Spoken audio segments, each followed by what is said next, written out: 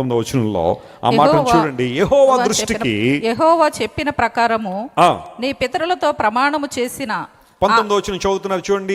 నీ పితరులతో ప్రమాణము చేసిన ఆ మంచి దేశములో నీవు ప్రవేశించి దానిని స్వాధీనపరచుకున్నట్లుగా నీవు యెహోవా దృష్టికి, చూడండి ఆ చివరి మాట మనం చదువుతున్నాం, దేవుని దృష్టికి యథార్థమైనది ఉత్తమమైనది చేయాలి. స్తోత్రం చెప్దాం ఒకసారి.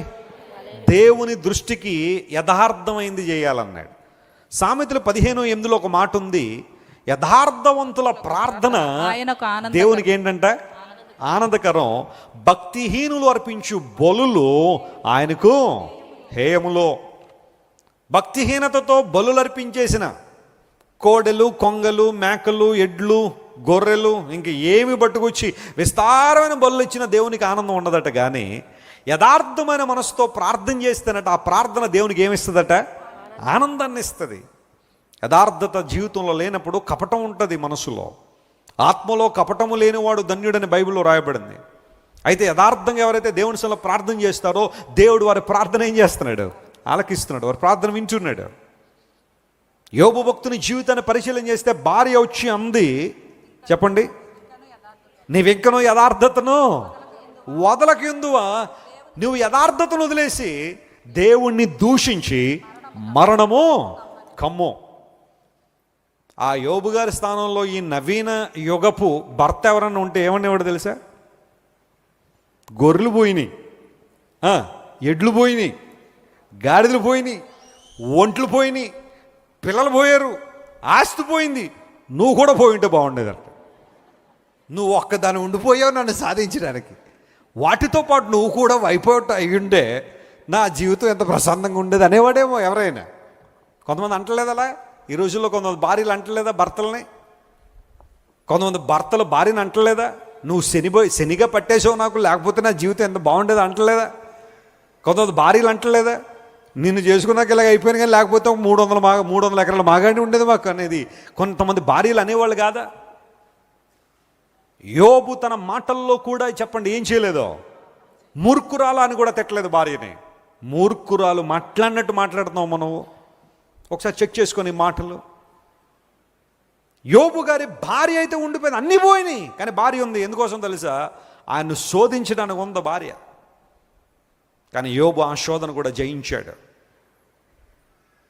యోబు యొక్క ప్రవర్తన ఇతరులు అతను నిందిస్తున్నప్పుడు, వేలు పెట్టి చూపిస్తున్నప్పుడు, నీకు వచ్చిన ఈ భయంకరమైన పరిస్థితికి నీ పాపమే కారణము లేదని బలహీనతలే కారణమని ప్రతి ఒక్కరూ కూడా యోబు వైపు వేలు పెట్టి చూపించినప్పుడు యోబు ఓపికతో దేవుని వైపు చూశాడు.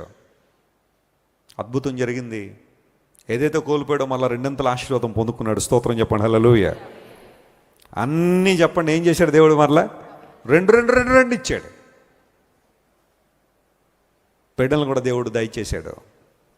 యోబు కుమార్తె అంత సౌందర్యవంతులు ఆ దేశంలో మరెవరు లేరని. అంత మాత్రమే కాకుండా యోబు ప్రార్థన చేయడం ద్వారా స్నేహితుల పాపాలు ఏమైనాయి? క్షమించబడ్డాయి. దేవుడు అన్నాడు, యోబు ప్రార్థన చేస్తేనేగా నేను మిమ్మల్ని అంగీకరించను అన్నాడు. యోబు గారి ప్రార్థన స్నేహితులను కూడా కాపాడాను. అలాంటి పరిస్థితులు ఎవరైనా ఉంటే, ప్రభు స్నేహితులు బాగా ఇబ్బంది పెట్టేశారు నన్ను, మరి నాకు వచ్చినట్టుగానే వాళ్ళకు కూడా కొంచెం ఏవో శ్రమలు కష్టాలు 4 వేసావంటే నాకు కొంచెం ఈగో సాటిస్ఫై అవుతుంది ప్రభు అన్నాడా యోబు? When God says Job prayed and intercede for them, వారి కొరకు విజ్ఞాపన చేశాడు. దేవుడు 2 ఆశీర్వాదం యోబుకి ఇచ్చాడు. యథార్థమైన ప్రార్థన, యథార్థమైన భక్తి, యథార్థమైన ఆరాధన, యథార్థమైన జీవితం యోబును 2 ఆశీర్వాదం తీసుకొచ్చింది. స్తోత్రం చెప్పండి, హల్లెలూయా. ప్రియ సహోదరి, ఈరోజు నిన్ను ఏమి వదిలి వెళ్ళిపోయినా, సహోదరుడా ఏమి నేను విడిచిపెట్టేసినా, యథార్థత మాత్రం విడిచిపెట్టద్దు. దేవుని ఆరాధించే విషయంలో, దేవుని సన్నిధిలో ప్రార్థించే విషయంలో, ఆయన వాక్యాన్ని చదివే విషయంలో, దేవుని మందిరాన్ని వెంబడించే విషయంలో యథార్థంగా ఉండు. యథార్థవంతుల వంశపు వారు ఏం చేయబడతారట? ఒకవేళ ఈరోజు నువ్వు యథార్థంగా జీవించడం ద్వారా కొంతమంది నిన్ను నిందించచ్చేమో, అవమానించచ్చేమో, కానీ నీ తరాలను దేవుడు దీవించబోతున్నాడు. ఈ వంశాన్ని దేవుడు ఆశీర్వదిస్తాడు.